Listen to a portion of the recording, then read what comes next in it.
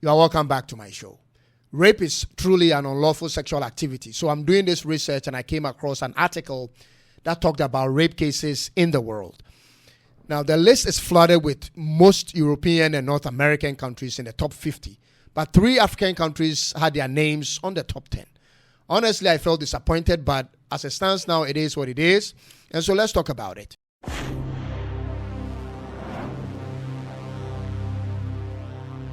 You are welcome back to my channel, ladies and gentlemen. I'm Cyrus, and this is Toontum Network.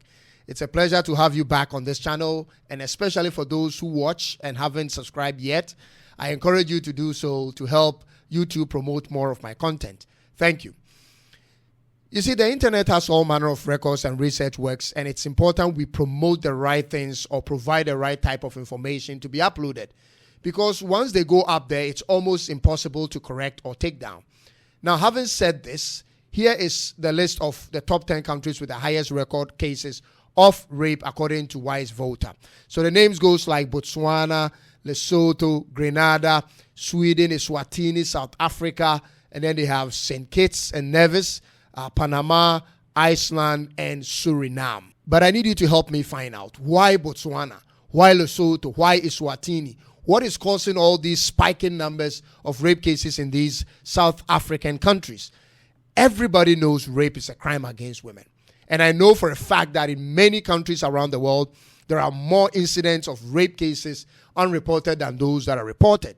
Some families don't want to stigmatize their daughters and rather they don't make it public, which to me, to some extent, has contributed to why rape cases keep going up.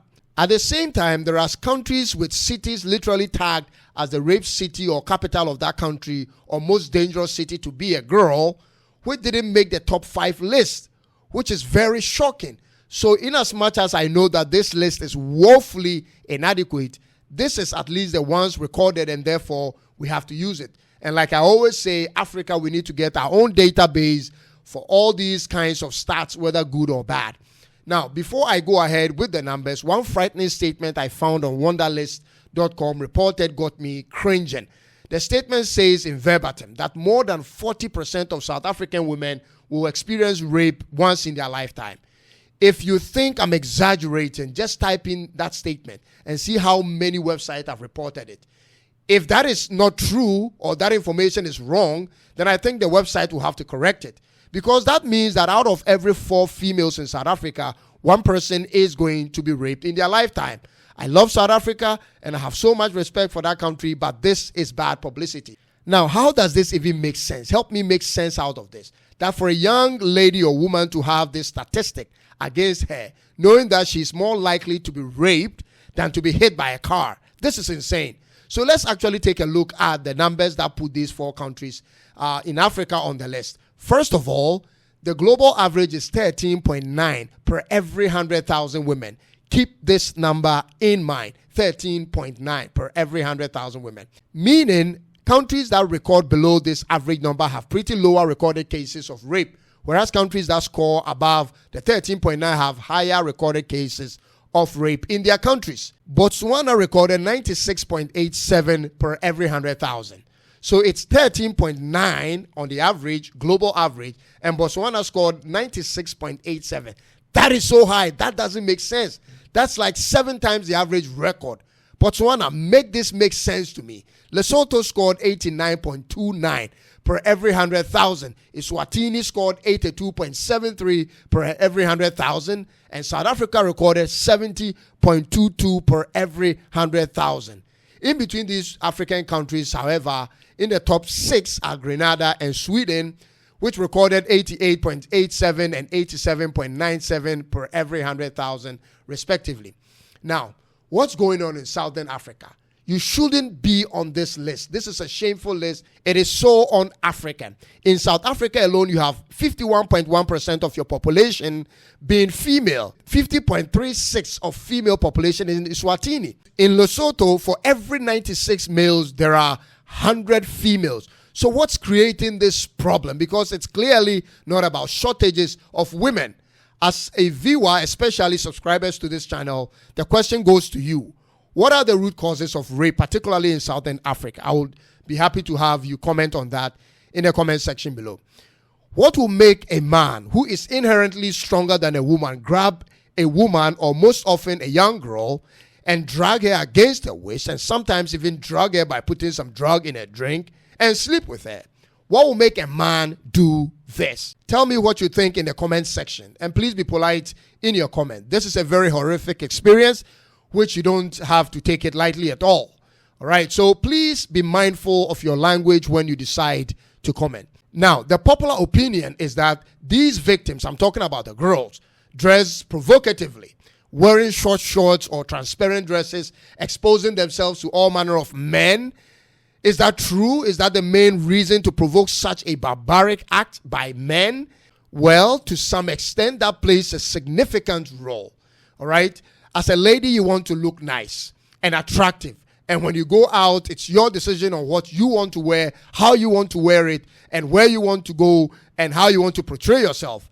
But it becomes a trigger, a bait to a certain man who, due to sometimes their pervert lifestyles and drunkenness and abuse of drugs, or with evil intent, take advantage of you.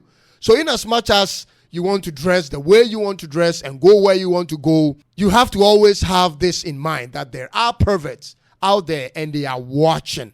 Others also say that sometimes the girls may agree to the act, but when things don't go accordingly, the girls tend to turn it against the men, especially for monetary reasons. This includes women setting up men for the same reasons. That's becoming common these days. There are other reported cases of men who are pedophiles, who take advantage of little girls and ladies, even babies. That's so sick and mentally depraved of a person to do. There are so many other reasons behind rape cases, and I hope you guys will comment on it in the comment section below. However, to me, the real cause of rape has to do with the condition of a man's heart. And this is my personal opinion. In spite of what a clinical psychologist would say, this is my opinion, which is similar to what the Bible would say, that the heart is deceitful above all things and desperately wicked. Who can know it? If you're a man and a woman's way of dressing is sexually provocative to you so much to the point that you want to force yourself or your way on her, that's rather a testament of what's filled in your heart. Your heart is filled with so much of lust and full of self-hate and of low self-esteem and full of evil. You have no self-control, and that's very dangerous. I mean, you are a very, very dangerous man. You belong to a gang that pursues such acts, and you feel you are tough? Certainly not. That's so far from being tough. I can promise you this. You won't get away with it, any of it. For everything a man sows, same he shall reap. Let me share with you a story of a particular thief I knew. All right? Now, he used to break into people's homes and make away with their valuables. And because most times there weren't evidence when it was brought to the police station, he was always left unpunished until one day. There is always a one day. Now, this time he stole a very insignificant item. He stole a pack of biscuit, which cost less than 2 Ghana cedis. I'm talking about 20 cents of a dollar, or 134 naira, or 3 rands. Very insignificant. Somebody passing by saw him put it in his pocket, and then he was caught by a mob and taken to the police station. The police brought him to the local magistrate, and he was thrown into jail for 10 years for stealing such an insignificant item. Now, this is what I learned about crime a long time ago. That most times when you are not caught by the major crimes you commit, the tiny ones, the very small ones, will rather lead you to the worst prison sentence of your life. If you don't stop and turn away from this lifestyle, you won't see what will hit you, and you will be gone. Every day is for the thief until the day of the master comes, and the day of the master will always come. You are a man, find a job, work with your hands, create a future for yourself, find a woman, and start a family.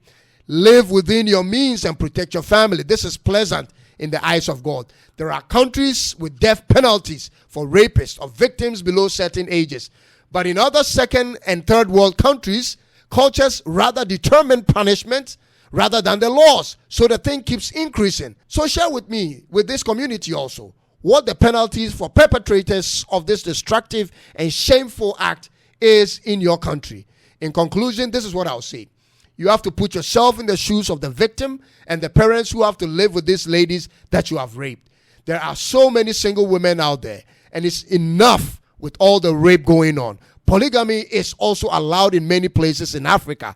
So if it's more you want, work hard and get more women. Leave the girls alone. Let's all be vigilant and remember to report all these people that are suspected of committing such crimes in our societies. The more we keep quiet, the more it spreads. Thank you so much for taking time to watch this episode. I'll come your way with another hot take. Until then, remember to subscribe, like, share, leave a comment if you have to. God bless you, and it's bye-bye for now.